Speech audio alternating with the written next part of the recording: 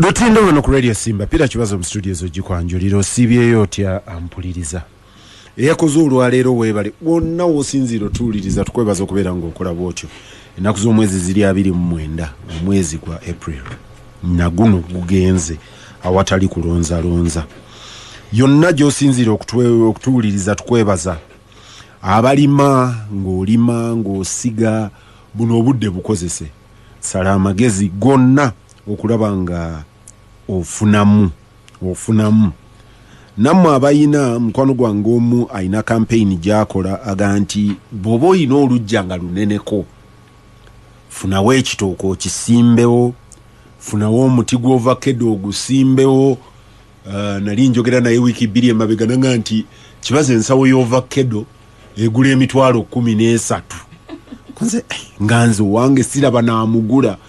bwembeera naye nnoonya gye mugaba nanga nti okoze contribution ku food basket kati yaŋŋamba nti nze ndi mu recruiting abantu bakkiriza kugenda mu urban farming osimba ekimuli simbawo omuti gw'ekibala bas awo simba envendiirwa z'osobola okunoga ewuwo simbawo omuti gw'ekibala ky'osobola okunoga ewuwo oba ekitooke bw'onoobulwa gy'obitunda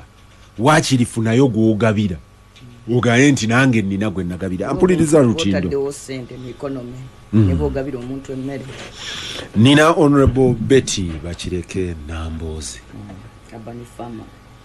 Abani Farmer namulabye nga ateeka enkondo ku kitooke nti naye bino ebyekibuga birimu okweraga nkikola sikweraga njagala abantu bandabireko yes kubanga abantu bagamba ebintu bingi nnyo ebirala kibazo bwotunula ewuwo ndabawo bimuli byerere bete ewuwa wakamanyiwo wajjudde ebimuli wajjudde njagala ojje bw'onojja nja kukuwa enkoko eŋŋanda n'ettooke nga mbijje mu compound n'ekikajja oleetera abaana nga mbijje mu compound basi bekibuuza abantu twogera bingi nnyo ebyobufuzi kati oba olumu bwenteekamu ekyo njagala kale bw'obanga ebirala byonna tusobola kumpuliza kati ondabireko mu kifaananyi ekirala kubanga okkirize nti nange okkirize nti omuntu asobola kuba ku bino byokka byowulira njogera nedda oyo sitabanze mba siri complete yes ate nga kisoboka nawe oli bwakulaba n'alengera ettooke nalirabye nakulabye ng'oteeka enkondo ku kitooke yes natandika mpola kwano gwange yandetera ebitooke 3 bamwita Haji Rukman Segai kansala naye okuva olwo netandika mpola ogenda okulaba nga wensobola wendaba nti awo wagenda w'ekitooke mu lujja wange nkiteekawo naye kati mu butuufu nsobola okumalako kati nga wiikendi eno saaguza emmere nga tugijja waka nyinza okuba sifunamu nnyo naye kirungi kirina n'ekifaananyi kikiwa abaana infact emmere ennyungi awaka mu lugye womanyi okusinga gyoguzi olaba ng'oba alonze ennonde yes mikono gyange abaprintinga mutabani wange nangamba mami olaba otya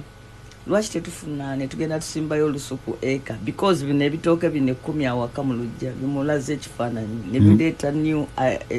kugamba ekifaananyi ekijja ku byokulima yes ekimu okusimba emiti Nairobi leero makes its own rain abantu nga baatema ebibira ebinene babisuula ku ttaka emiti emisimbe mu mpya z'abantu bisobola okusasula kinene nnyo okusasulira kinene nnyo ku miti kubanja lyetukoze ku bibira yes kati tajeti yaffe nga ffe mu ofisi y'omubaka wa parliament yakusimba emiti egiwera miliyoni mu kibuga ky'Emukono era tukikoze tugenda ne tufuna emiti mutwalo mu season mu kitundu ne tugabirako bannaffe naye naffe ne tusimba so Nairobi gye nalabirako nti Nairobi yokka kati emiti egirimu Nairobi yekka yeekolera enkuba era kati kyekimu ku bibuga bye bagamba which makes their own rain so naffe abantu abali mu bibuga tusobola okukola kinene nnyo mu kwataano ku 10 yes kwataano ku 10 okutaasa obutonde bw'ensi kubanga kwataano ku 10 kugendako emiti 2 if everybody does that kijja kutuuka ekiseera tubeere ne green cities ampuliriza Lutindo waliwo ebintu ebimu nga tosobola gamba nti abalala bakoze eki naye nga obuuza nti gwe kibazo nawe simba y'omucungwa ebbanga lyomaze mu simba y'ekitafeeri olina emiti emeka gy'otadde mu nsi because emiti mingi nnyo egivudde mu nsi ku lw'obulamu bwo. Tugyokyeza amanda Naawe wennyini gy'otemye gigenderere n'ogutema okuva wali ng'oli muto. Ssaabasajja bwe twali mu covid yagamba leero tetuze ku matikkira buli muntu asimba omuti awaka. Ate be bakudeployinga mu birungi n'ebibi ebibaddewo twebaza Mukama Katonda abafunye obuzibu tubasaasira ate abafunye ebirungi tubasanyukirako naddala abawasizza n'abazadde abaana n'abaguze ettaka n'abafunye emirimu n'abasiba abavudde mu makomera ate abafunye obuzibu obw'enjawulo omuli ne bannaffe be babuzizzaawo kati omuze ogw'okuddamu okubuzaawo aba NUP ate gusitudde buto enkundi nammwe tubasaasira naye n'abafiiriddwa tubakubagiza twava eri Mukama Katonda eri Mukama Katonda gye tudda erinnya lya Mukama lyebazibwe. Amina. Ampuliriza yonna gy'osinziira otuwuliriza Honorable Betty Nambooze. Omulundi guli twabadde wano nga toliiwo nenkubiriza abantu okulekera okugamba abaana nti ebyobufuzi bibi. Olwaleero era ngenda kino tinga mbabuuliridde kyakulaba nti compound yo naffe okukola contribution butonde bwensi. Buli omu afuneyo gy'asimba omuti. Alina obuvunaanyizibwa kusimba omuti oba ogenda ku dduuka ne bakuteera ebintu mu buveera busatu akokuna n'ogamba ako kaleke oba okugenda n'obuveera awaka ne babuwoza enkya n'obuzzayo ne bakuteeramu ebintu. It is cool. Kyamagezi kya kitegeevu oba okoze bulungi ensi yo. Omuti gwa sabbuuni ne baguteeka mu kaveera, bulubandi ne bamuteeka mu kake, ekologeti ne bamuteeka n'oddayo awaka n'oveera 20 bonna n'obujjamu ebintu ne babusuula wali mu dustbin. Oluusi temukola na sorting ku garbage ebivunda n'ebitavunda mbisuula wamu okoze bubi ensi yo. Omukyalo mu America omu yali chargé d'affaires wano ku American Embassy yali munyiivu jjo naffe ng'aga nti etteeka lyabwe ku American Embassy baasootinganga kasasiro obuveera plastics ne zigenda zokka amacupa ne gagenda gokka biodegradable n'agenda yekka naye nti ekyali kisinga omuluma nga waatuula waggulu mu office ekimotoka kya kasasiro bwe kiyita eri emmanju ensambya okujja okubikima nga ababikima obuveera bwe mwasootinze bayiwa mubiri abuyiwa wamu ne biri byonna kati noga nti ffe twasootingidde ki wake wange nsootinga garbage era nenfuna ndowooza ekintu kyekimu naye nagamba abaana don't mind ffe katukiyige nga bwe tusabira n'abalala bakikole ki bakikole nabadde awo ku weekend ne bampeereza $7.5 ku simu yange. Mwanyinaze yagimpereza amacupa genjijjamu soda awaka amazzi biki nga kuŋŋaanya kati mutabani wasuubula plastic over sometime wanga asuulawo ebyo ebisawo nenkuŋŋaanya ne ku mikolo gyemba nagyo kati bagenze ne batunda ne bagamba akuŋŋaanya katumuweeko $7.5 nampaako kale mbikuŋŋaanyiza ye ne yampaddeko $7.5 yakusasudde n'ekitundu neŋŋamba kitegeeza nti buno obuntu bw'obukuŋŋaanya ofuna ne sente. Muwala wange mu America yaŋŋamba yagula amazzi omulundi gumu bukyanga atandika kubeera yekka kubanga nti mu America bozaayo obucupa bw'onyweddemu amazzi gali amalala bagakuwa ga bwerere mu state mwali bw'obanga watwala amazzi mu cupa ya plastic n'ogizaayo bakuwa amalala buwi gali agazzeeyo bakuwa maki mawe togula nga baba America bareasoninga nti sente ze balikozesezza okukuŋŋaanya obucupa kabakuguliremu gwa maki amazzi kubanga era zaaligenze bali badde singa obusuula eyo eggwanga lyalifiiriddwa sente mu kubukuŋŋaanya ate oluusi na nnyingi kati kabakuwe maki mawe naye yaŋŋamba bukyanga ayingira mu bulamu bwakubeera yekka yagula amazzi omulundi gutya gumu naye bakuweerako n'akasawo bwe kati akakatimba ku buli mazzi ge bakuguza bakuweerako akasawo bwe kati nga ka butimba nga kano ke mukozesa aba tennis kati otusuula omwo okuŋŋaanyiza omwo kasita obuzaayo ne babubala nti yabuno bujja mu box nga bakuwa box ey'amazzi amalala ga bwereere ampuliriza awo ensi yaffe nvuddewo bwenetandika okukulemberwa bannannyiniyo ebyo byebintu byetulina okwogerako awo nvuddewo ebintu byetulina okukola naye omanyi waliwo abantu abafuga ensi ngaakulowoozesa nti ye wano si waabwe ayonoonawo bw'anaamala alina gy'alaga ewaabwe. ampuliriza eyo nvuddeyo honorable Betty Nambooze abaludde e Kampala abalinga nze Kampala bamanyiwo twalina remand home naggulu mpitawo ennaku zino naye ngitunulira nenga nti eno remand home yali wano yali komera ly'abaana nga lifaanana ng'ekampiringisa rehabilitation center remand home ey'emu twalina we twayitanga ku remand e Kampala kulinaana ewa Kisekka yali komera ya Uganda prisons nga bwe bakusalira waggulu wali mu kooti misango gy'ab'ekibuga ekyo kimu naye nga bwe bakusalira wali waggulu ku Buganda Road oba ku High Court ng'obudde buweze essaawa 8 nga tebakutwala luzira ng'osulaawo ngaaga nti kati kkirira osule walinga ewa Kisekka walingawo Chagwe Road Primary School okubalinaana si kyekyo kyokka ekyali ekigendererwa bwe tewakigenderera originally buli muntu yenna gwe basindikanga eruzira ng'asooka kuyitaawo kubanga basobola okukukwata leero ne bakusindika eruzira n'ogenda n'obulwadde kati ngeri ekkomera mwe base libanga clearing house ebeera nga clearing house nga kaikasengejja nga tonnagenda eri kubanga eri waliyo ab'okulwayo bayagala awo we bakuteeka ne bamala oba oli mulwadde ne bakujjanjaba oba oli kwegamba ne bamala okwetegereza kubanga sina buli musibe nti asaana luzira basobola n'okuteekawo ku lumaani w'omu ne bagamba naye kakati gwe wadde bakwatidde Kampala naye oliweeka nabulemi kati kutwale mu kkomera lye eriwo oliva nodda ewammwe mangu. So it was like a clearing prison form of bwe byagenda bikula abasibe ne bafuuka bangi n'ensi yaffe ng'egenda eyonooneka ne kifuuka nti nno abalireeti bebaterekakaawo ekyavaamu ne libulawo befi awo wagenda waliwo ekizimbe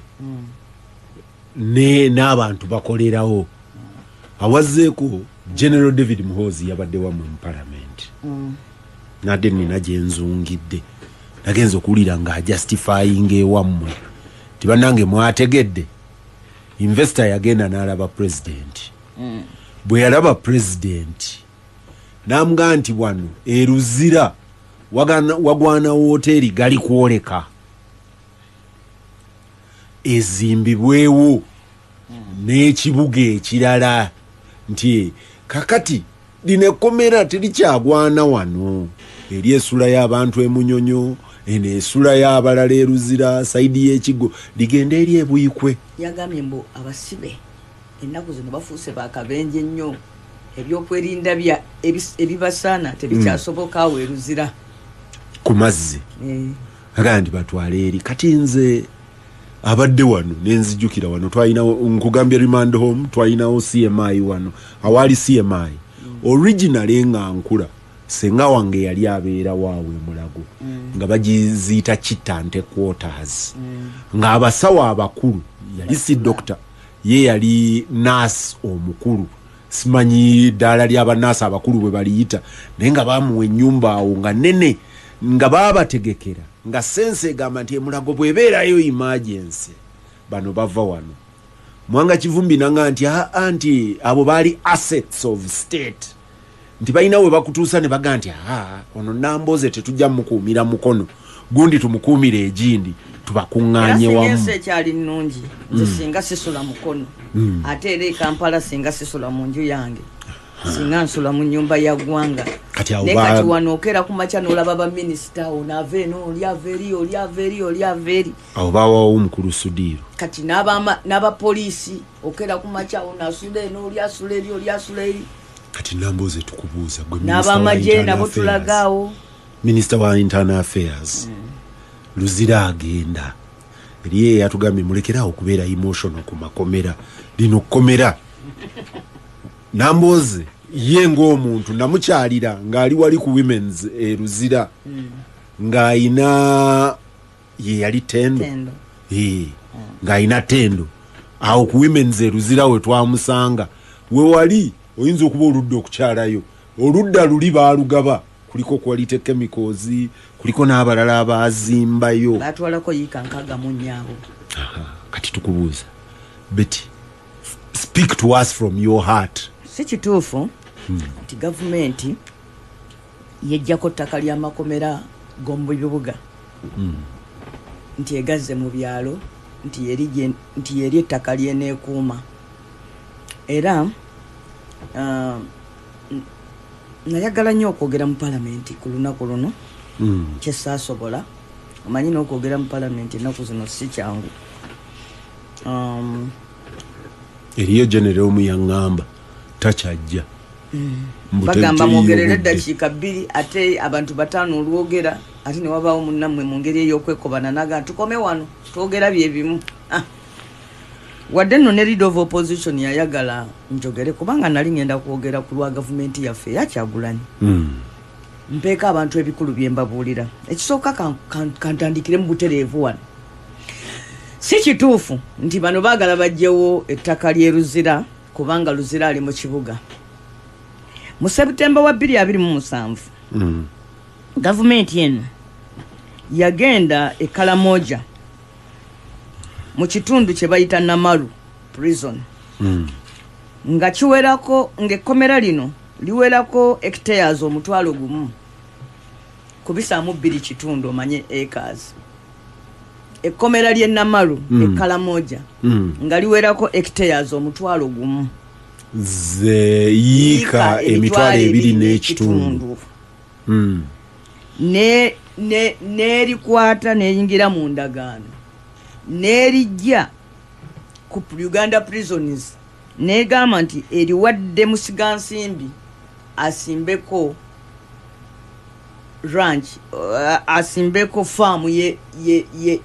yebi fruits yebibala Ekalamoja hectares emitwalo yika emitwalo 2 n'ekitundu yika emitwalo 2 n'ekiki n'ekitundu ng'ekkomera liri luddawa Namaru Ekalamoja eyo gye batwala Besigye mu 2016. Kaakati bw'obanga obadde oyagala gamba nti ekkomera balijja Kampala mu tawuni ng'abantu bagamba bannange nammwe muleke ekkomera liba litya wakati mu kibuga kyenjagala okugamba nti n'ery'e Kalamoja ettaka nalyo baalitwala. Kalamoja gye njogera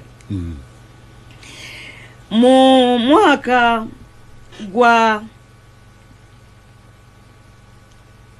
emyaka egyakayita mu 1968 Uganda government yafuna hectares emitwalo 10 mu 15,000 Padel nga lya Uganda prisons. Ettaka lino eririko gye bayita Aswa Ranch government eri mu kuligabira beyita ba investors nga bwerwanagana n'abantu ng'erijja mikono gya Uganda prisons bawakwamira olidde n'olwekyo mu mwaka gwa 2015 gavumenti eno yakwata yikazi 252 ejjinja gye bayita ekirinnya n'egamba nti eziguzizza mu Namakolero ku siringi 50,000 buli yiika. Meka 50,000 buli yiika. Ezo nange nali nzisobola. Ye $1,200,000 olize yasasulayo. Nti awo wennyini awatudde ekkomera ly'ekirinnya. Omusigansimbi ono azimbewo wooteri ey'omulembe, conference center ne recreation ground. Sibyo bye bagenda okuzimba e Luzira. In fact singa otunuulira endagaano zino zonna eziwaayo ettaka ly'amakomera ziba zifaanagana bakyusa mannya nnaku za mwezi mpozi nono investor ate zonna tebayogera linnya lya investor bannansi bamwetegerera bokka wabbali mu bbaluwa ya pulezidenti ebeegoberedde okutono okwo nti mu July wa 2022 President Museveni awandiikira Minister Mugamba Kahindo Tafiire ntudde n'abatyantang baagala ettaka lyeruzira baagala ettaka lyeruzira era sala amagezi gonna balitwale. Ekisooka ndowooza ku examples enkuwadde zikumala otegeera nti tebali ku ttaka lyamu tekino tekirina we tekiri kukomera kubeera mu kibuga tekiri kukomera kubeera mu kibuga kiri mu kugamba nti ettaka ly'amakomera kyazuulwa ng'amakomera bye bimu ku bitongole bya gavumenti ebirina ettaka eringi era nga lino Mwami Museveni alikwata olijja mu mikono gya gavumenti ya Uganda ogiteeka mu mikono gy'abantu sekinnoomu. Ekyebuuzibwa kiri kimu yonna gye bajje amakomera gye bagajjeeko ettaka tewaliwo musigansimbi n'ogu yatuukiriza kyamuweesa ttaka. Buli gwe bawa ettaka tulikuwadde liri ery'ekirinnya emyaka kati giyise 14 okuva mu 2015 okutuuka leero giringa myaka giringa 10 oli tayiwangawo wadde wiribalo y'omusenyu ajja kyakuŋŋaanya ssente olidde ow'ennamalu ekkalamoja naye tasimbangayo wadde omuti gwe paapaali ogumu kubanga baamuwa akoleko fruit farm orchard naye ekikulu ki nti ettaka ly'ennamalu bagenda okuliraba nga weriri okusinziira ku bakalamoja nga waliwo zaabu era kati kigambibwa nti ettaka eryo nga bamaze kubanga bannansi abatuuze abalinaanye wali ekkomera baali balimirako ku ttaka ly'ekkomera kuba olaba lyali lingi nnyo bwe babafubutula bagamba nti eno gye babafubutula bambi bo baliisizangayo nte zaabwe naye kati balabayo bannaabwe abalala basima golodi. Nze kankubuulire nina omuze nayagala abaana bange bamanye Uganda eno kwe kyava waliwo omwana bamuzaala ku kyalo ewaffe yamala okusoma ng'amaze obwa dokita ne bamukyusa ne bamutwala mu ddwaliro ly'eggulu n'aleka omulimu n'agamba nze nve Buganda nze ngende nkolera ekyoli ne ŋŋamba neffe Abaganda tetumanyi Uganda eno omuntu ffe kizibu nnyo sanga kibazo ng'agamba nti nze njagala kugula ttaka Kalamoja oba gindi oba kusenga Kigezi so kati abaana bange mbatambuza kati olwali olwo nga tugamba tugende tulire Christmas Kalamoja tuba tuliyita mu kkubo nga ndaba obumotoka obumpitako buliyoni vans ennaku 23 24 ngambuuza banna Abakalamoja nga basomba ssente ku Christmas ngamba olowooza no basomba ssente obwo obumotoka busomba golodi. Ekalamoja n'ettaka lyayo teryali pime n'ery'abantu obuntu teryali pime naye kakati abapunta balikubye Abakalamoja bali batambula n'ente zaabwe UPDF yazibajjako ne bagamba bannange ababbi b'ente bajja babbako ente zammwe ne bakola ze bayita protected kiraloes ebiraalo ebikuumwa UPDF kakati buli muntu bamujjako ente ze ne bazitwala mu kiralo ekikuumwa UPDF ne zibeera eyo kati buli Mukalamoja akeera ku makya n'ayambuka eri ku UPDF ku barracks n'atunuulira mbu alabe ku nte ze n'amala n'addayo. Kyova olaba nti kati otandise okulaba abaana b'Abakalamoja ku streets e Kampala kubanga n'ente baazibajjako n'ettaka kwe babadde batudde bagenze babasindiikiriza balikubye balifunyeeko ebyapa. Kakati mu nkola eyo abantu mwebeddiririza ettaka ly'amakomera era kibazo oba mukono oba bugerere wali ewamwe mulinawo Kawuga Kawuga bw'otuuka leero Kawuga luli Kawuga nga mutala mulambo ogwe Kawuga ngera kuliko ennimiro z'abasibe ennungi nga n'omuntu bw'ava mu kkomera ng'akomawo ng'alina byayigiddeyo ebirungi ebimutwala mu maaso olwaleero ettaka eryo balyegabidde prison nesigazaako poloti 2 ekireetera abasibe okubeera mu kanyigo okubeera nga babeera mu ndebbanga erisinga obungi n'okuba nti bwe bagenda mu makomera bagwagwawalirayo bugwagwalizi mu kifo ky'okkomawo nga bafuusa abantu abajja. N'olwekyo twagala omulundi guno kukozesa nsonga yeruzira gavumenti tugyatulire etubulire kiki kyeyagala ku ttaka ly'amakomera lyegenda yezza naye ekyo nkyogedde kubanga leero twogera ku makomera singa mbadde tugenda kwogera ku ttaka lya Uganda Police Force engeri gye balyeddiza wali kutte ku mutwe singa tubadde tugenda kwogera ku ttaka lya Ministry of Works kibazo kankuwa ekyokulabirako ekitono bayinanga pida buli ku kkubo nga buli wotambula kilomita 10 nga wabaawo poloti ya ministry poloti eyo omulimu gwayo ng'ebeeramu akayumba k'abasajja abalabirira ekkubo eryo abaganda bayitayo ku pida naye nga mu butuufu ekigambo kyalinga PWD Public Works Departments. Ekirala ng'emmotoka bw'efiira ku kkubo awo wabeerawo breakdown ejja n'egisika mu kkubo n'egenda bagiteeka mu paakingi eyo kati ezo poloti zonna bw'ozibuuza n'ogamba nti poloti ezaali ku Jinja Road ziruwa ezaali ku Masaka Road ziruwa bw'ogenda mu Lwerwe n'olaba engeri gye bagabanya ettaka lya Lwerwe nti ye omuntu ow'ekkolo emukono bajja ne bamumenyera akayumba ke ne bagamba kali ku ttaka lya Lwerwe naye nga wano ekireka waliwo azimbyewo essomero lya kalina ye wabbaliwo oluguudo wennyini waliwo abataddemu petrol stations abo bo tebakwatwako naye nno singa obadde wakulondoola ettaka lya Uganda Posts and Telecommunication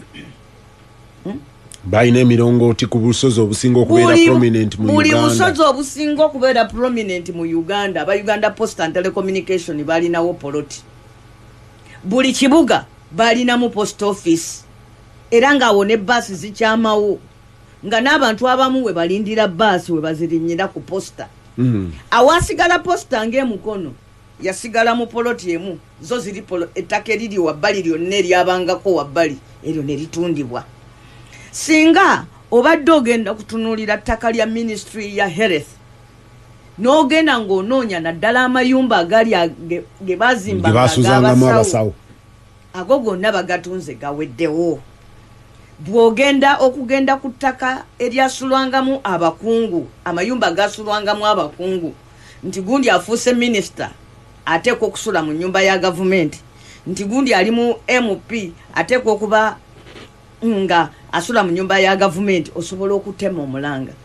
kibazo singa obadde ogendagenda mu Ministry ya Education onoonye essomero ettaka ly'amasomero ng'otandikira ku Shimon Demonstration School nze mbadde ntandikira ku mulirwana wange wano Kololeses Kitante Bati Valley wano mu Kampala wano kyokka kibazo ne bw'ogenda ku bintu ebitono nnyo nti ng'ettaka ly'obutale ennaku ezo bwe nali emukono bwe navaawo nga ndi mu ddwaliro nasanga n'akatale k'esseeta nali nafuba nnyo waakiriko ne tukateekako kaveti bakajjako kaveti mu weeks 2 meya yagenda n'alwala mu weeks 2 ne town clerk n'agenda mu musomo e Canada mu weeks ezi deputy town clerk yasigalawo yajja kaveti ku ttaka lya katale k'esseeta era tugenda okukomawo ng'ekyapa kisoma Beatrice Yiga ne mwami Yiga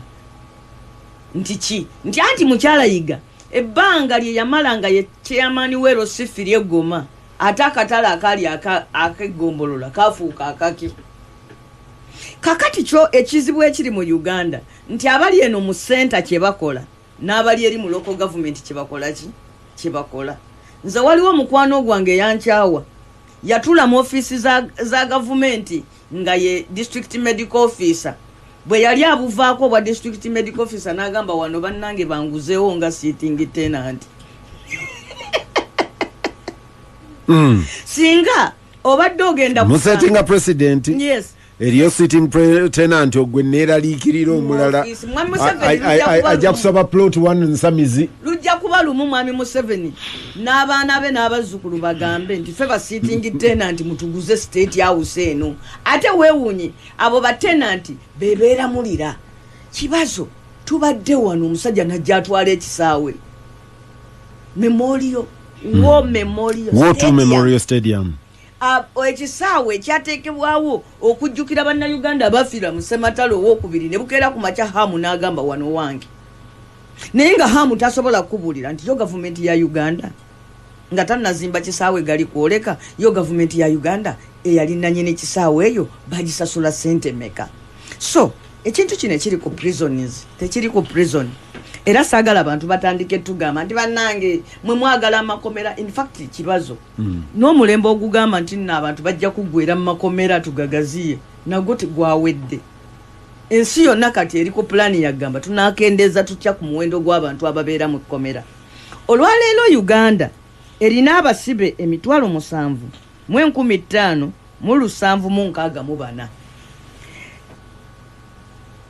naye ng'amakomera gaffe gajjamu abantu 2,996. Ogambye tulinayo bameka? Tulina abasibe 7,554. Kyenkana tukubisaamu emirundi ena. Naye ng'ekkomera lyo lijjamu abasibe, amakomera gonna ge tulina awamu gajjamu abasibe 2,996 nga bagamba nti n'olwekyo tulina amakomera 254 nti tulina occupancy level eri 360.8%. Mbu buli wali ebasa abasibe 100 webakawo 306. Bw'ogenda ekitalya omusiba alina space eyiye yeyenkana ekibegabega. Era ekiro ekifo ky'okwekyusa bayimirira buyimirizi naye bw'oyimirira kugulu kumu. Bw'ofuluma ebweru ogenda okufuuyisa ogenda okudda nga space yo tokyasobola giraba kubanga babapangayo bupanzi. Naye ng'ate yo prison erina ettaka lye bagenda batunda. Walirowoozezza nti bw'otunda ettaka eryo wakiri ofunamu ssente ategana amakomera amalala n'ogazimba. Naye kati laba batugambye Ruzira nti ono bw'atwala ettaka lye Ruzira yika 206 agenda kutuzimbiramu ekkomera eribalirirwamu obuwumbi 934 mu kifo kye batayatudde, naye oluvannyuma twategedde nti Buyikwe. Naye awo Buyikwe wennyini we bagamba ozimba Ruzira era ne luli we bagamba awo wennyini ettaka lyerimu era lye bagamba nga batwala ekirinnya bagamba nti era awo we bafunye ettaka mu budde obwo wali mu district y'e Mukono. Kati enjawulo nti Mukono bagisalamu ne wafuuka district yawa y'e Buyikwe. Tubuuza mu kifo kye bagamba kiriko ennyanja nakyo kirungi, lwaki munnamakolero si wagenda n'azimba woteeri wala naki okuva e Kampala okuva Entebbe? Anti n'amateeka agafuga amakomera gagamba nti amakomera tegateekwa kuba wala na kooti na balooya na byantambula, nti buli muntu ateekwa okwanguyirwa otuuka awali ekkomera. So si kituufu nti Eruzira walemeredde, naye kituufu kiri nti Eruzira ettaka balyetaaga. Bannamakolero bano be bayita Abachina, aba Malaysia, abe Saudi Arabia, ebyo bye byemisana. Naye ekiro bano bakibazo bennyini bannambooze oba bannambooze. Ampuliriza nkomawo lutinda wano ku Radio Simba Peter Kibazo mu studio zo gikwanjulira. Nina Honorable Betty Nambooze. Honorable Nambooze ngenda kwata yaba kumiba masimu basatu oba bana 04543 ne mbadde nina munywanyi wange aweereza message agane Honorable Nambooze mwe mubeera wanga amateeka gano gayita obagamba osanze bakaba nti mpo omwana ndere njoloza bakabirani kusaawa eno nkubuulira nti baagala kiyisa kino kyekindese wano. Nalibadde kibazo kimanyi ndi mulwadde, nalibadde olwaleero ndika wange ensindo oba mu ddwaliro, naye nzize wano nkubuulire nti mu paalamenti gye tuli ekiteeso ekiri mu ddiiro kyakutwala ttaka lye Ruzira. Nz'omu mu paalamenti simala, ne mu paalamenti n'okumpa obuyo omukisa njogere tebagumpadde ate nga nayimuse. Kyatuse n'ekiseera leader opposition n'agamba nti no Honorable Nambooze kayogere mu budde obwange. Speaker n'amugamba nedda n'ayogera ku Lwokubiri agenda aleeta ekiteeso kijjudde. Kaakati nkubuulira tubeerayo era tubabuulira, naye bannange kye tubagamba kiri kimu nti omuwendo gw'ababaka abali mu paalamenti tegumala kuyimiriza Mwami Museveni n'abantu be. Ye Mwami Museveni yasooka n'atugulika ne yeekwata omuwendo gw'abantu mu paalamenti. Obalaba basekereza nga biraga nti nabo bawulira ensonyi mu kolido bagamba Nambooze Rwana ne kufulo tebajja kuwa mukono gwabwe. Bajja tuuka kufulo bagambe nti olw'okukola development biyite. Naye kintuusa ku bano kye banoonya. Mwami Museveni ali mu kuzimba Bwakabaka. Naye yakimanyi nti bw'obeera kabaka oteekwa kubeera nannyini ttaka. Kakati ali mu process era yakufuuka Ssaabataka. Ye n'abo balowooza nti be bantu be. Kubanga ettaka lino teritwalibwa abo ba investor be muwulira. Osobola okunnimba nti nno nga bwe baatugamba nti investor yatwala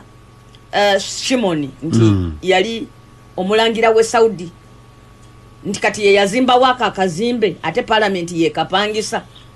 naye nga waliwo naweerere so basebo ne banyabo faye abalinganze namboze tugezaako ne tujja ne tulwana olutalo luno endudu tuzikubye naye mu parliament wano tetuweza muwendo gumala kyetuva tujja ne twefiriza obudde ne tugamba nti katujje wano ku radio tubabuulire tubagambe nti ekintu kino kituyinza obunene tusaba mutukwatireko. Simba Ibazo wanjisebo Nsibambi Portugal okuva Nabbingo munywanyi kibazo nsanyusa okuddamu okuwuliza ebbanga eddene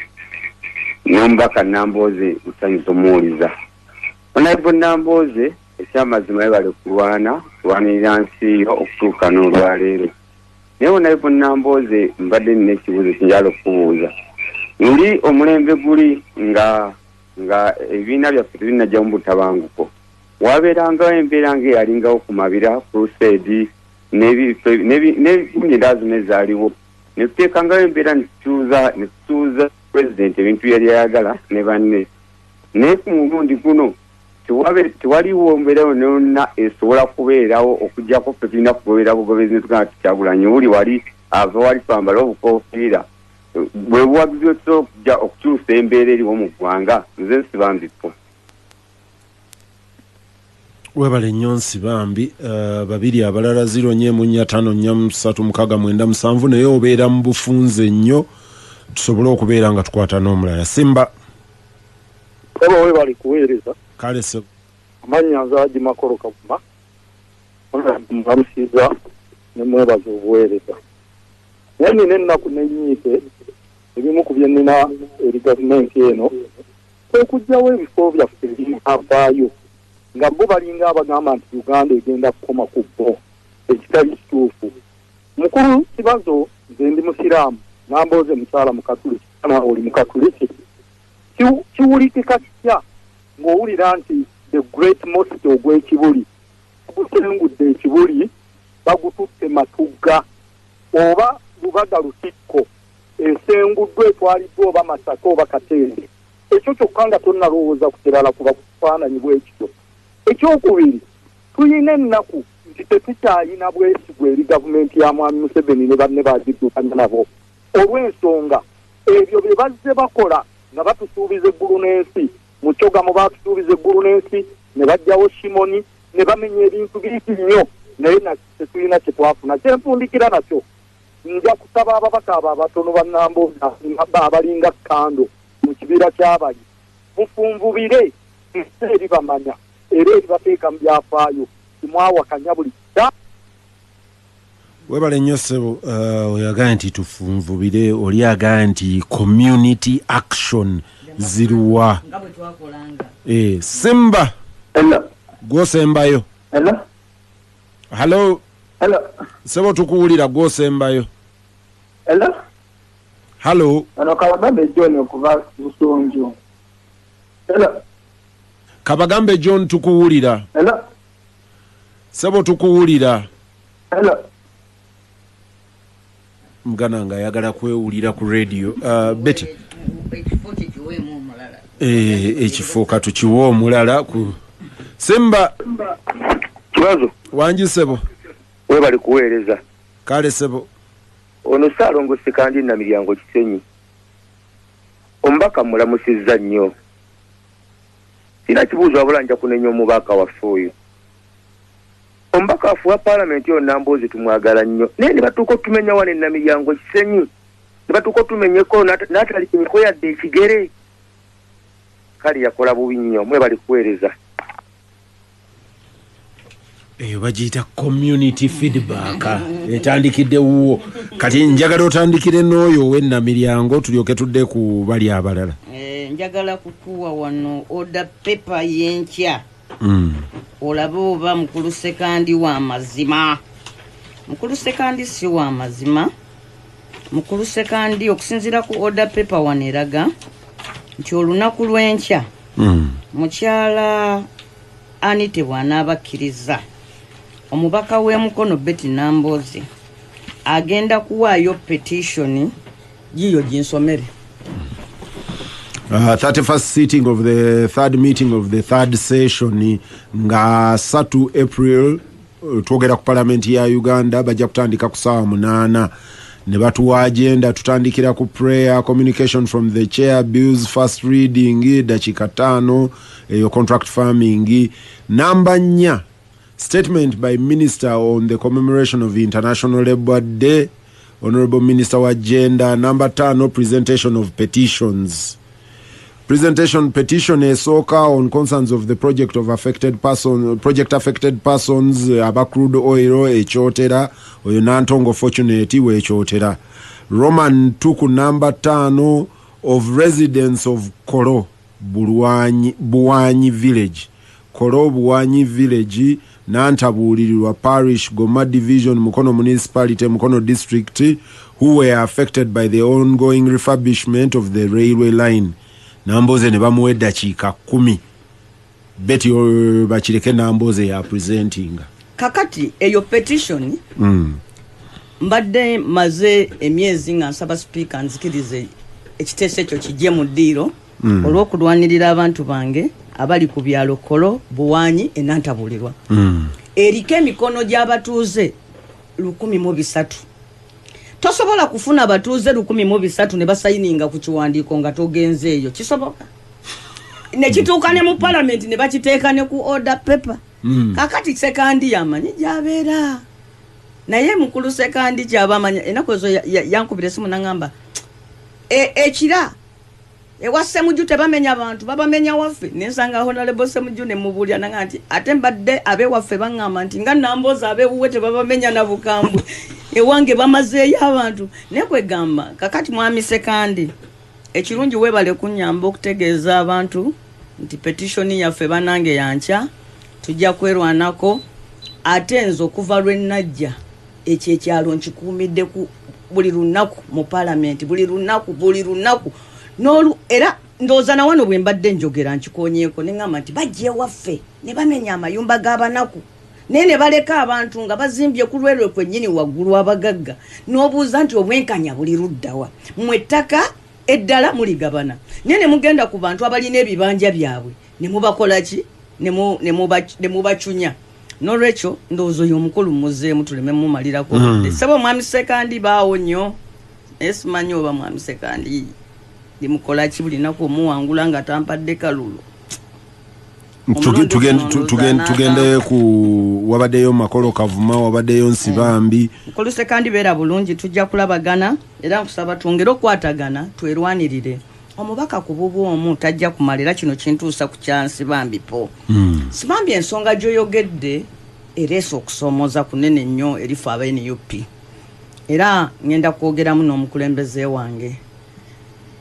Twagala mwali mutugambye mmwe mwennyini abantu be bali bagambye nti tukoye okwekalakaasa twagala bantu baluwana nga Swaziniga n'agenda omu n'awangula olutalo era bwe mbadde wano amaanyi tujja gajja mu article number 3 fenga ffe abatono tetumala twagala tukube enduulu mwe mutwegatteko twekalakaase era omulundi guno tugenda kuba neeyo enkola nti tukoye hands off luzira kuluno tugenda kukiddamu mwami Nsibambi naye naawe kyoba omanya nti nno gavumenti eno kati ate eyitiriza nnyo mu kucocya abaana baffe okubatemula okubasiba nti weesanga n'obwesanzi ng'omukulembeze wammwe yeesanga mu buzibu okubagamba nti mujje twerwaneko n'ekirala wano we tusembyeyo ne bagamba bugambi nti muveeyo tusimbe ebitooke mu kkubo mwavaayo bw'oba wavaayo weebale bwe mbate mwavayo ne mulowooza nti Namboze yajja okubeerawo emukono Kyagulanyi aveeyo Lukwago aveeyo mwabalala nga musigadde waka tetujja kusobola ffe kuba tusigala tuli batono era mwami Makolo kino kyagambye mwami Makolo ekyo ekintu kyoyogeddeko abasajja abasanyawo Roman Empire bwe batyo we baakola abasanyawo Roman Empire bagiyita vandalism nti abantu bwe baba baagala obbabbako ensi yammwe bajja ne bagikuba ne bagikyusa nti n'awaali essaawa ya Queen n'agijjawo n'akafaananyi obufaananyi ogamba nti Kampala eriko kafaananyi kayimpala n'akajjako n'ateekako ssaawa ne bateekako essaawa n'agenda ku luguudo lwa Kabaka Njagala emiti giri egya Kabaka emikadde n'agitemawo n'asimbawo emirala kwegamba gwakwerabiza ensi yo n'abantu abakyusa amannya n'akola ki ekyo bakiyita vandalism bwe baali basaanyaawo obwakabaka bw'Abaroma bakozeseeyo enkola era bano abatuliko babimanye ebyo era bye bagezaako okutukolako nti nno ye n'ennyanja gyasanze nga bayita Lake Victoria agikyusa n'eddamu n'agikyusa erinnya n'agigwe gwolowooza mbu agiggyeko erya Own Falls mpozi ye kyayagala ayagala akwerabiza ebibyo alyoka abitwale nga tokyajjukira nakujjukira nti byali byammwe n'olwekyo eyo enkola ya vandalism tulina okugirwanyisa kubanga eterwa nnyo okukolebwa abantu abasaanyaawo amawanga nga bo bagenyi so nno bano si bagenyi naye balwana nga abagenyi enguudo bazikyusa amannya olina owulira ng'afiira ku National Theatre gijjawo nga tawuliramu nantengereza egamba National Theatre yaffe ng'afiira ku Mulago okumugjawo Makerere University ng'agifiirako buli kyonna kye mwazimba whatever you hold dear kubanga agamawanga kati nga bwolaba abazungu bafiira ku mawanga gaabwe kimusanyusa nnyo gamba nti kitange baamugattira embaga mu Lubaga nange gye nagenda kyovulaba abantu atuuka ne ku kiseera n'asagira ne ku muzikiti omulamba kati abasiramu balina omuzikiti awo ku William Street awo ogwo gwagenda wulidde ne bagujjawo naye ogwo ku William kati weeguli wulidde kwegamba bagenda ne ku bintu ng'ebyo oli n'omuwulira ng'atuuse ne enkya bw'otaamukaliremu ajja tuuka ekiseera agambe nti neno lutikko njijjawo ennamirembe temulowooza mbu bajja kuva ku luzira yekka bajja tuuka n'ekiseera bagambe naye palamenti naawe tesaanawo bajja kati nga Museveni bwe yajja mu bannayuganda endowooza nti pulezidenti asula Ntebe mu State House ekibuga Ntebe kyekyali ekibuga ky'abaminisita nga ministries zonna ziri eyo baazisengula era kati omwana ow'omulembe guno takyasobola kukkiriza nti Ntebe kyali kibuga ng'abakulembeze gye batuula byonna ne babireeta wano mu Kampala mu Kanyigo ne bamanya nti luliba lumu Uganda erisenguka naye ababalirizi balaga nti bwe tulisenguka e Kampala tulidda Nakasongola ne bagenda ne balwana nnyo okulaba nga Nakasongola bamujja wansi w'obwakabaka bwa Buganda ebyo ebintu byonna babikola ate balina enkola gye bayita gradualism tebafaayo agenda mpola kati olwaleero nakubuulira baanona kye bayita obutale wonna mu Uganda bagenda butwala naye bayise mu kubuzimba bagenda bazimba amadukundu ekifo ky'okujja gambe nti va mu katale k'ewandegeya ajja n'azimbawo kyayita akatale ak'omulembe ne mwegoba mwekka abantu ne babufuluma kati wanaayitawo emyaka nga gamba tindooza namwe mulaba akatale tekaliimu bantu tukawe nagagga akakulaakulanye nga batwalawo prime land pagitajetinze bw'otunulira wali kati we bayita ku makula bayita ku makula wammanga wali awali Kampala bus park bayitawo kuki waliwo bano abatunda ebintu bano abamukwano ku mukwano akeedi bw'obuulira omuntu nti awo wewali bus park UTC Uganda Transport Company nga baasi zonna zisimbaawo bw'omuwulira omuntu n'omugamba nti awo wewali paaka ya baasi z'Abaganda ebyo byonna bagenda banaaza ku kibuga face enkadde basobole okukibba nga banyini omanyi omuntu anaakubbako omwana wo amukyusa asooka mujjako linnya ye wamutuuma awo aba amutwalidde ddala n'amutuuma amannya ag'ekika ekiki ekirala olwo ng'amutwala n'olwekyo bassebo ne bannyabo nze kyova olaba waliwo omukungu omu yaleeta ekiteeso nti bannange enguudo zino bazituuma amannya g'abazungu tugajjeko tuzituuma ag'abaddugavu negamba nedda tuteme enguudo empya tuzituuma amannya g'abakibazo lwaki gwe William Street girekeewo abazzukulu obagambe nti batufugako n'amatwale era nezo enguudo bazituuma ku mannya ago gw'ogenda otemeyo enguudo empya ozituuma amannya amaki ag'abantu b'ogamba nti be basaana okuyita amannya g'enguudo akadde katuweddeko naye njagala kubuuza naye akantu kansibambi kakulu n'ensonga ya makolo nti bannayuganda musaana mumanye nti bino bintu byammwe mulekerawo okulowooza nalabye mwami Museveni agamba Ugandans were very lucky nti ababba ssente bazireka wano ne bazimbamu woteeri ate ekirungi babba za gavumenti naye n'omala obba ente yange nkutta kakati sebo omuntu okubba luzira nayo yiyo tolinda kubba bya republic sibya ekintu kye bayita ekya republic kitegeeza nti kyaffe bannayuganda ffenna awamu era obwo bwe bugagga bw'eggwanga ezo ze ssente z'omusolo obwo bwe bugagga obwawamu bonamboza ekibuuzo kyange yesebo lusobola okukyala olunaku olumu bannayuganda ne banunulayo bino oba kati poteya twetaaga Amini wangi Museveni ng'avuddeko tujja kwetaaga omukulembeze alinga Amini to nationalize bino ebintu byonna era musanyuke nnyo buli abba ekintu n'akireka wano waliwo omukulembeze omu abantu bamugamba nti abasajja beegabidde ettaka n'abagamba liriko emipiira bwe mulabanga balitadde ku mipiira nga mumpita buli ababba ebintu byaffe ekyamazima tujja ku kyolunaku ate ekyo kyamazima nga we buziba ne bukya bujja ku kyolunaku gavumenti eno ejja vaako era pulezidenti aliddako anationalizing bino ebintu ate tugenda teekawo n'akakiiko aka Truth and Reconciliation tugamba nti jangu we wawaabire nti nze nabba kino na kino na kino tulabe poloti tugenze mugugudde tukuweeyo kapoloti yimirira katuuti ogambe bye wabba mu ngeri yagugudde mugugu gw'ebibi olaba ne South Africa bakyabibajjako weewaawo bagenda mpola Mandela alinaawo we yasuuliramuko naye era omusajja yatwala square mile z'ettaka 15 ne bagamba kale tukuwaddeko emu kubanga olinako faamu ekozesa abantu lino likomyewo awo we tulaga Zimbabwe Mugabe yalemererwa kugabanya naye yali alibajjeeko naye gavumenti eneddako basebo ne banyabo eteekwa tu nationalize bino ebintu ebibbi Honorable Namboze akuwuliriza ng'ali mu gavumenti nga yafuna poloti ebutabika nga yafuna ettaka enjeru ku stock farm obanga kakati nga bwogamba Kayindo Tafire n'agamba mbu yenna nnyini faamu ya gavumenti gye tumanye obanga yagenda okugabana wali ewammwe entaawo awulira Namboze agamba nti kaabe Lubaale kaabe Katonda mugenda bizza oba bazzukulu oba baana agenda kutambula nammwe agenda kutambula nammwe ne bw'otatambule naffe kasita bw'omuyita asimbula nammwe eggwanga tebalinyaga olwo totisiza abandi waddeyo obuyinza mpolampola wagenda tuuka ekiseera ng'abatalina ffe bangi nalabye abaana eggula abayaniriza Kyagulanyi ebugiri wabalabye kati abo bagamba ki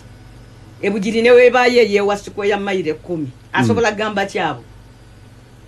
nze mbabuulira mmwe abanyaza ebintu